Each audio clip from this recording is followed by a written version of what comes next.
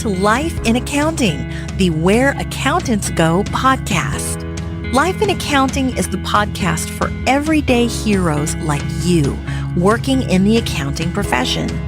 Are you ready to hear from accounting influencers, thought leaders, visionaries, and other professionals leading change in the accounting world? Then stay tuned for Mark Goldman, a CPA, the owner of Where Accountants Go, and your host. Welcome to Life in Accounting.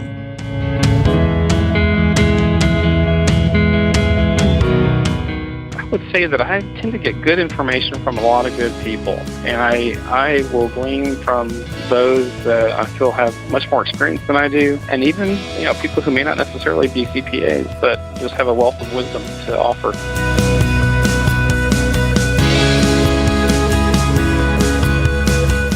The clip you just heard was from Jesse Dominguez, the CFO for Texas Trucking Association in Austin, Texas. Hello, everyone. I'm Mark Goldman, a CPA and your host for Life in Accounting, the Where Accountants Go podcast.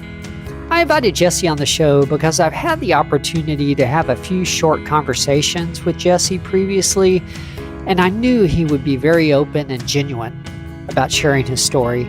As you're going to hear, Jesse has had a very successful career, starting with his current employer just a few years after college and basically continuing to grow with them over the years, eventually into the CFO role. Jesse's also very active at the state level with the Texas Society of CPAs, and he's going to share some of that experience in the interview as well. If you enjoyed this episode, please visit the website at www.whereaccountantsgo.com for all the show notes, as well as links to all of the other podcasts we've done dating back to October of last year. Without further ado, here we go.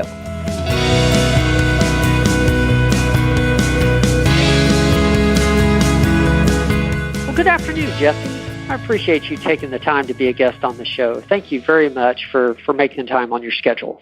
Mark, it's an absolute pleasure. I am looking forward to talking with you and your audience about the field of accounting. Wonderful, wonderful.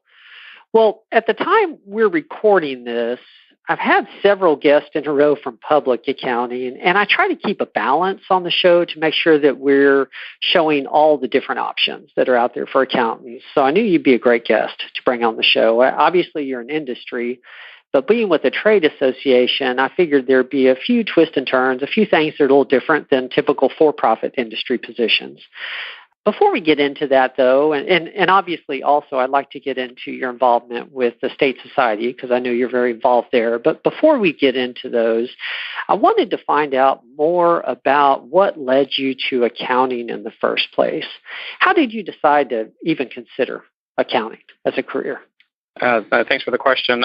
Interestingly enough, I met a couple of CPAs back when I was in middle school, and they had visited our middle school and were talking about joining the accounting profession and what it meant to be a CPA. And, I couldn't tell you or couldn't remember exactly what they said, but they carried themselves well. And I thought, I love math, I love numbers, I love money. I mean, who doesn't? And I thought, well, this would probably be a good area for me to go into. They seemed like they had their act together. And I thought, well, let me pursue this a little bit more as I get older. And I just remembered them. They left an impression on me. And sure enough, as the opportunity availed itself later on in high school, the school was growing. It was a very small school just south of San Antonio. And we started an accounting and a bookkeeping class that was offered to upperclassmen. And I wasn't quite old enough yet, but I lobbied to participate with the older classmen and was allowed to participate and really just had a niche for it. I enjoyed what I was learning. I thought, this is neat stuff. Even participated at the University Interscholastic League level in an accounting competition with two other, I think I was a junior at the time, and two seniors, and the three of us placed 1, 2, and 3 in our district. So that was kind of a neat deal. And it just grew on me. I thought, I'm going to definitely pursue this going on to school and study at St. Edward's University here in Austin. I definitely knew going to a private school, I had the experience from a sister of mine who had gone to a private university and changed majors midway and essentially, lost a lot of hours and a lot of expense. And I thought, being cost conscious, as most of us are, I thought, let me go through this and complete it and make sure this is exactly what I want to do, but definitely, fulfilled that goal of mine and got my accounting degree back in 92. Interesting. Okay. Well, you are a first for us. We've had several people say they were influenced while in high school by someone they knew that was a CPA, and obviously it's beginning of college, but you're the first one to mention middle school. That was a while back. Yeah, it sure was. So after college, did you go sort of the, quote, typical public accounting route initially, or did you go into industry? How did that work? Well, we had a few recruiters. Obviously, we compete with another large school in Austin whose name escapes me. But we had some recruiters come through the university and take a look. I took a look at those opportunities, and I knew I wanted to stay in Austin and wasn't really sure what direction, but had an opening for a part-time position with a small computer firm in North Austin. And there was another student who was an upperclassman at the time who was leaving that position. So they were very open to the internship possibility for me to go in and learn and grow. And it was very helpful. And I liked the small business aspect of getting involved at the controllership level, although at that time I was just a staff accountant. But was learning a lot and understanding how a business functions and what I can do to help facilitate the success of a small organization, and really just grew into that area, which really lends itself to where I am now. Even though we're a nonprofit 501c6, we do have a for-profit arm and affiliated with other local smaller businesses that have a profit motive. And I just enjoy it. I enjoy helping small business owners be successful. Interesting. Okay. Did you sort of work your way up with that computer services company, or was that just sort of the first step? Yeah, it was the first step. It was very small. After I left there for an opportunity, actually at this association, working for the controller at the time to gain more experience, I knew I wanted to get my CPA certification, and I knew where I was at the time. I really needed to work for a CPA. And so I left here for 3 years and actually went to work for the state in a position where I was working for a CPA and got some more experience, another broader level of business experience through state government. And I realized at the time that wasn't really my cup of tea, but it did give me that opportunity to grow in another area, in a different direction, and gain from the experience there. And when this position opened itself up again back in 97, so I went from 92 graduating to 97, coming back here as the controller, and eventually the position evolved into the CFO role that it is now. So I've been here for 20 years now, so it's been great. My gosh. Wow. Yeah, time flies when you're having fun. So it sounds like you passed the exam early in your career when you went to I did. I did sit for the exam 3 times, and that was back in the day when you go in on either in May or November for 2 days straight on the weekend and take all 4 parts. And I did some self-study the first time and got really close to passing 3 parts and didn't. And so I thought, well, let me go ahead and shell out the money for a review course, and did that. And actually gained a lot of good knowledge that was helpful in taking the course the next time, because I passed a couple of parts and then passed the remaining 2 parts the following May. I think it was a May, November, May cycle. And once I completed that, and that was I got my license in June of 96. So at that point, I was ready to look for some small business in the Austin area that would benefit from my experience. And this opportunity came up. Okay. Wonderful. Wonderful. Yeah, that's interesting. You mentioned the review course, because I took a review course as well. And I think it does make a big difference. I'm looking for a review course to sponsor the podcast, because I think it really can help you expedite the whole process of passing the exam. Definitely. I would agree. So did you know going through college that you were going to be a CPA, or is that something that you decided later on to pursue? I think at the time it was in the back of my mind, but I don't think it was at the forefront. I think initially you're thinking about what's right in front of you. So you're dealing with, I was working, 25 hours a week and going to school full time. And it was just about, balancing all the things in front of me.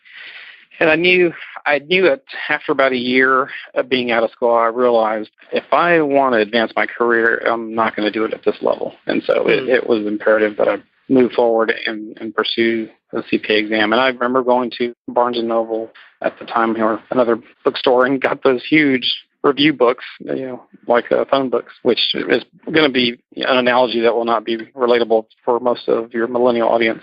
But essentially, those books, you just go through question after question after question on different topics that were from past tests. And that was how I studied for the first exam the first time. Wow. Okay. So now you've been with Texas Trucking, wow, it is 20 years. It's 97. Yeah, 20 years this July. Okay. Perfect. I'm curious, how has your role changed over the years, and how has the association changed? It does evolve, and it's part of it is contingent upon what's going on at the Capitol. We are a lobbying arm or an organization that does monitor what goes on with regulatory agencies. But to some extent, the business climate also affects our association. There are times when business is stagnant or reducing in the state, and oil prices can impact our membership, and that also impacts how we can provide services to our members as well. So there's always an evolving climate. There's a lot that is the same. There's a lot of functions that are the same, but the overall nature of what we do changes, say, definitely year to year, and sometimes even more frequently. So what's grown is there's been more emphasis on what I can do from a forecasting standpoint, what I can do to help govern the direction that we pursue with regards to different agreements and contracts. And so there's a lot more that's done beyond your standard financial reporting side, which is essentially the most critical area that I'm relied upon for, but also providing input with regards to agreements that we enter into and what makes sense from a business model and moving forward. And I'd say probably the biggest change over the past few years has been in the field of cybersecurity and securing information that comes from our members directly to us and keeping information confidential and secure. Okay. Do you manage the IT function there as well?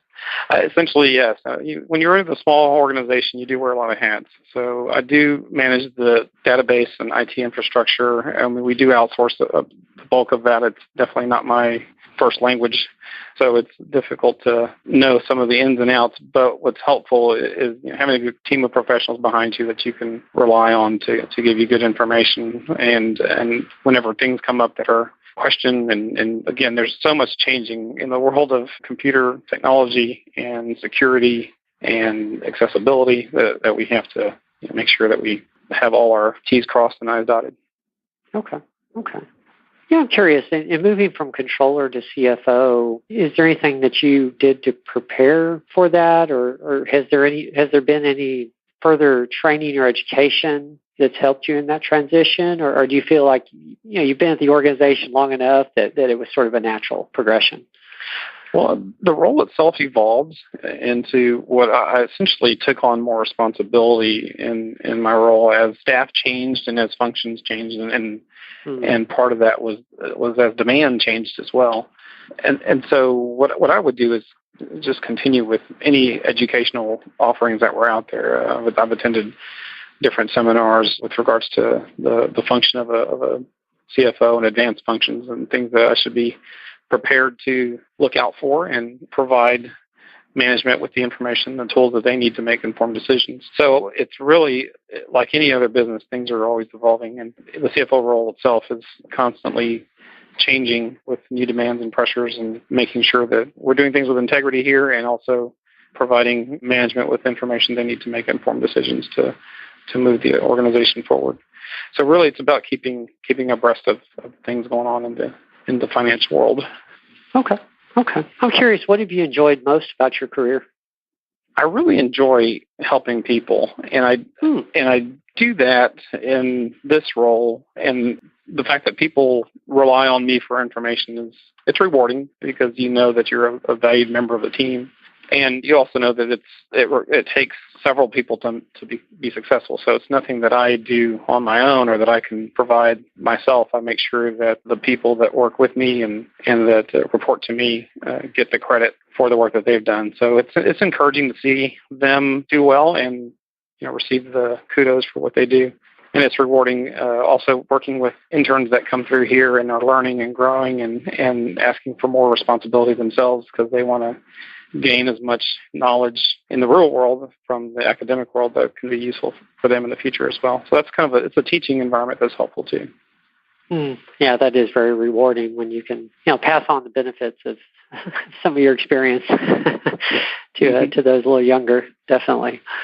I know you're very involved now in TSCPA. I don't know the history of all of that. I mean, how did you end up getting involved with, the professional association, the CPA Society? I believe at one point while I was at St. Edward's, I had applied for a scholarship through TSCPA, not realizing entirely what the organization was about and what they did. But I said, hey, there's some money out there. I need to pay for school. And I got a scholarship. And even after school, after I graduated, and once I started looking at sitting for the exam, I realized I needed to be a part of a group that essentially a network of professionals that would be helpful to my career. And I can't tell you that I do remember what happened. There was a flyer that came in for a leadership course through the Austin chapter. And I thought, I need to join this organization and sign up for this leadership course. And at the time, it was 20 hours of CPE for not a lot of money. And I thought, okay, this will be good. So I signed up. It was a great course. Met a lot of really neat Austin CPAs. Many will remember Penny Deer and a few others that were really, they were, I'm trying to think of the word I'm drawing a blank here, but essentially, they were just so well known in the area.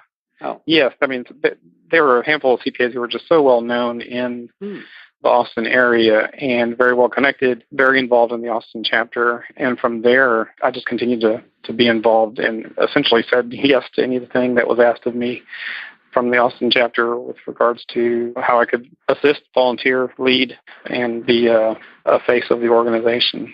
And so they convinced me to become the chapter president back in 07, 08. And that was a great experience, too. And then I got to be involved a little bit more with at the statewide level at that time, just getting to know what we did as a large chapter, how we interacted with other large chapters in the state, and sharing of ideas and information that would be useful to promoting the profession and being a good example and for a lot of the people who are looking to get involved in the profession and sit for the exam, get involved, learn about who we are. So there were just so many opportunities to do so many things from a volunteer standpoint and from the literacy campaign that we do, the scholarships that we do for other students. And there's so much that the chapters do, and it's been rewarding being a part of all the activities over the years. Okay. I just have to ask, I'm active in the San Antonio chapter, and we participate at universities in order to educate individuals about the opportunities for CPAs, and we do a little bit with high school through a program that we put on. But you mentioned that you were swayed to become an accountant in middle school. So I'm curious, does the Austin chapter do anything with middle schools by chance? Not that I'm aware of. I know we do. I've gone into the high schools before and have talked to a few. And I will say this, I went to a very small rural school outside of San Antonio, and it seemed a little different then. I visited one of the larger schools here in Austin that was more, it just seemed like a very different crowd. And maybe I'm older and the kids are just different, or I feel different, but they didn't seem as receptive, and they may not have understood what exactly I was there doing. But you just never know what kind of seed you might plant. So, I think it's always just good to get involved at any level, whether it's middle school or early high school, to give kids an idea of, hey, this might be something better. And if I enjoy numbers, and who doesn't enjoy numbers and money? Yeah, that's right. I didn't think that was the case, but I just thought, wow, that's a potential opportunity for both chapters, actually. Maybe something to think about. So, what do you do with the state society now? Or the local chapter? Yeah, well, I've been on the executive board for a couple of years. I am completing my term as treasurer of the state society, and that'll expire in June. And after that ends, I'm taking over the role as the state PAC committee chair. And the PAC is the Political Action Campaign, which raises funds for political campaigns across the state of Texas. And while some of it is fundraising, a lot of it is really relationship building with legislators that are out there that we have an interest in getting to know them, especially if they're going to be passing any kind of legislation that may impact not just the society or the profession necessarily, but the business climate as well. They rely on us as trusted advisors with regards to any kind of legislation that may have an impact on the economy. So we're often asked, what do the CPAs think about X, Y, or Z, or this legislation or this course of action? And in that respect, having those relationships that we established because we've contributed to campaigns. And one other caveat is these are bipartisan committees, so we definitely contribute to campaigns of any political party. The main purpose is really just to develop relationships across the state, and again, for the benefit of the business climate in Texas. Okay. Actually, I don't know if you know this, but we just released a podcast in the last week or two where John Scharbosh was the guest, and he talked a little bit about that activity since that's his new temporary role for a while. I'm assuming your experience with the association would be valuable. Are there any, I guess, connections, so to speak, that you'll be able to make use of through, that you've made while in your current job? Absolutely. I mean, there are a lot of similarities with both organizations, and both are very friendly to business-friendly candidates. We both desire to improve the regulatory environment in the state of Texas. And really, the relationships that I've established here have essentially assisted me in the relationships that I've started, any new relationships I've started with as the TSCPA PAC chairman. And I've been the Austin PAC chairman for a few years now. So now moving to the statewide level, this will just continue to broaden, my reach, but also I'm hoping to expand on the reach of the society when it comes to having a friendly face before our elected officials, so they know that we definitely want to assist them with anything that we can. That makes sense, definitely. Mm-hmm. Well, I want to be respectful of your time, and I have 4 questions that I end every podcast with.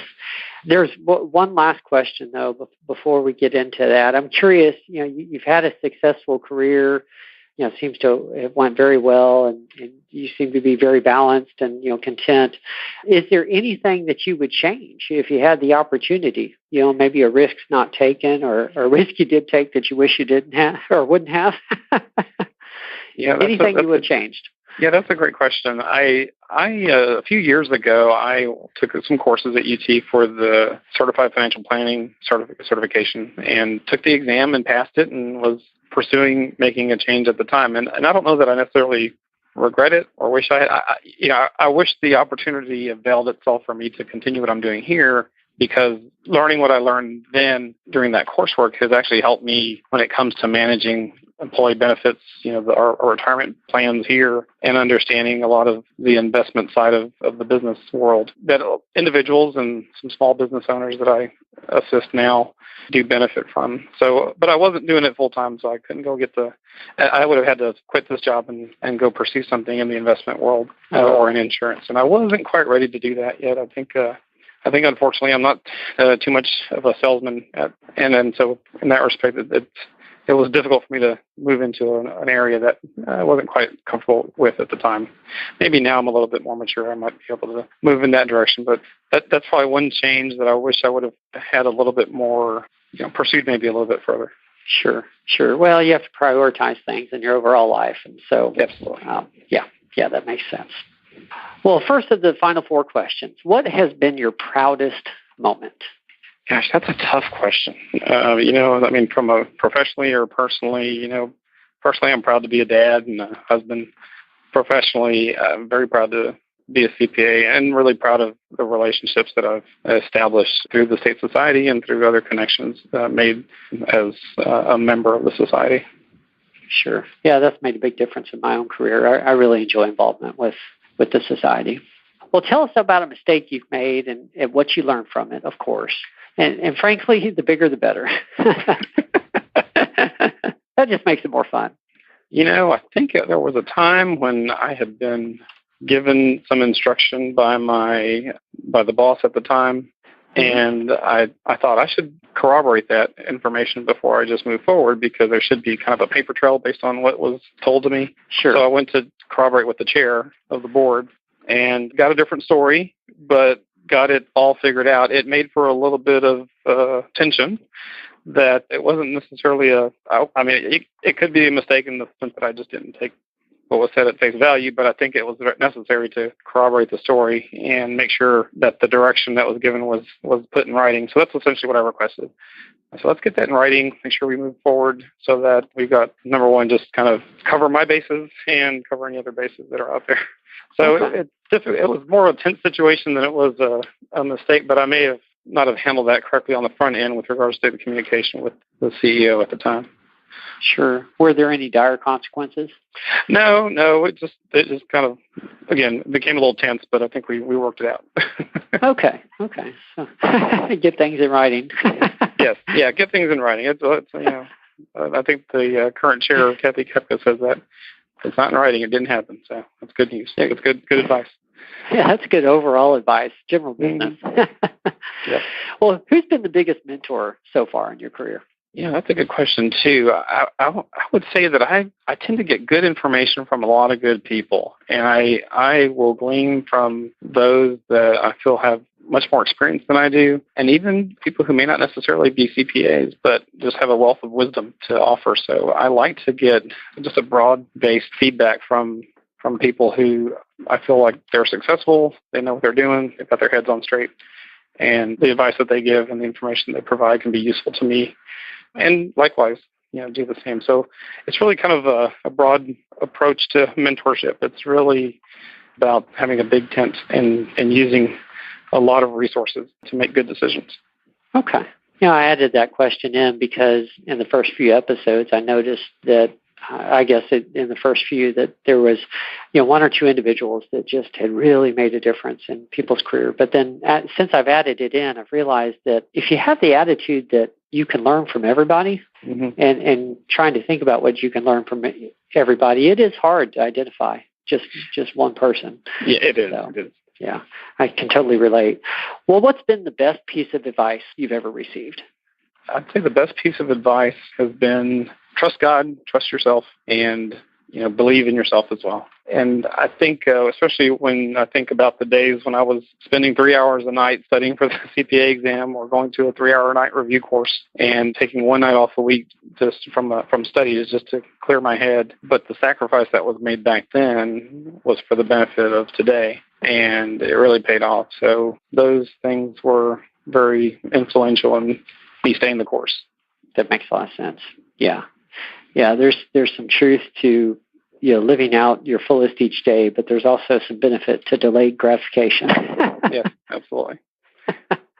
Well, thank you very much. I really appreciate you taking the time out for this. You've had a tremendously successful career and haven't made many moves in order to have that. You've stayed at the same place and continue to grow. That's good to see.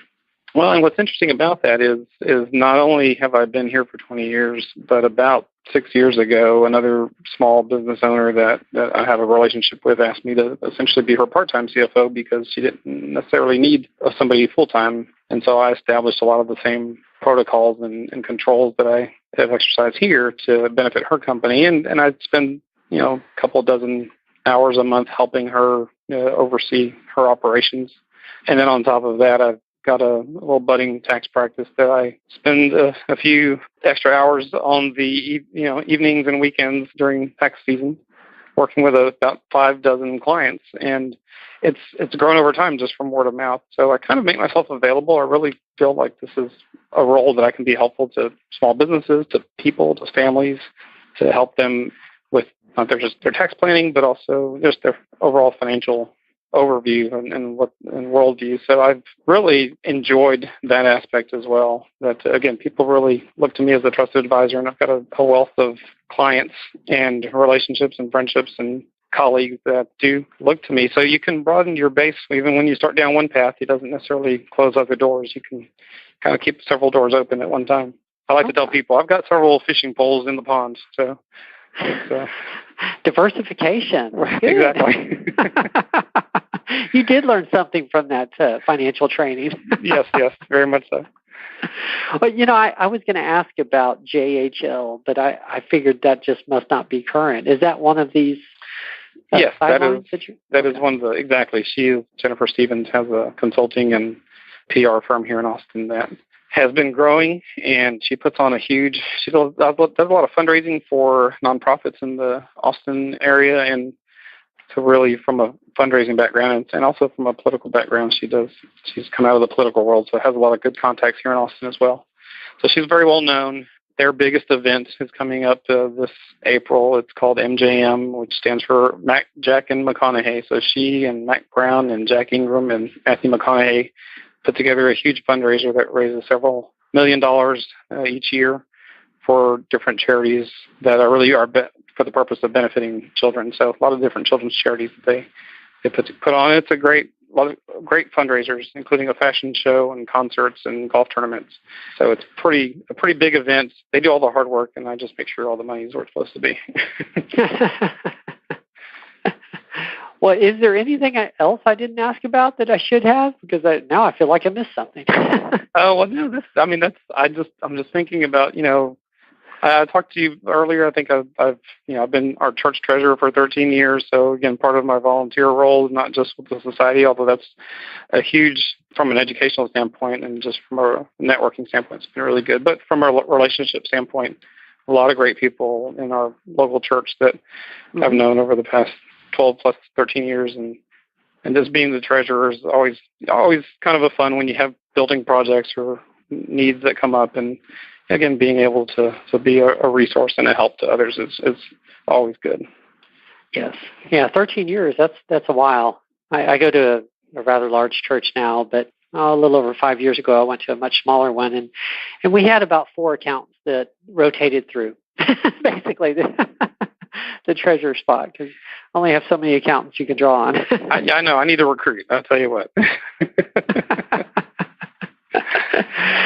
Well, thank you again for taking the time to do this. I really appreciate it. I think it's going to be good for our listeners, like I said, just to hear your success stories. And actually, this last part of the conversation, how you've got a few extra fishing poles, in the pond. I think there's a good lesson in there as well. So thank you for sharing that. Hey, thanks, Mark. I appreciate you, and really feel honored that you asked me. And I hope I don't put anybody to sleep. So I appreciate the opportunity to just talk about my story. No problem. Well, we'll see you again soon at a society event. Okay, sounds great. We'll see you, Mark.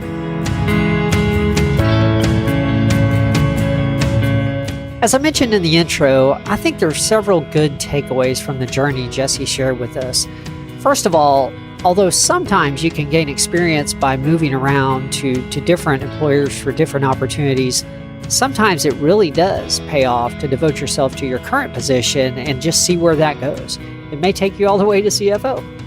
Secondly, though, you can tell that Jesse is involved in several other activities as well. The State Society, volunteering at his church, and even handling consulting clients on the side. He seems to be a lifelong learner. As long as you can manage it, I really do think that can make for a much more well-rounded career and life, frankly. This has been another episode of Life in Accounting, the Where Accountants Go podcast. If you enjoyed this episode, please like or share the podcast where you found it, whether through a podcast app, LinkedIn, Facebook, or the whereaccountantsgo.com website itself. We really appreciate your ongoing support. We'll be back next week. There's more to come.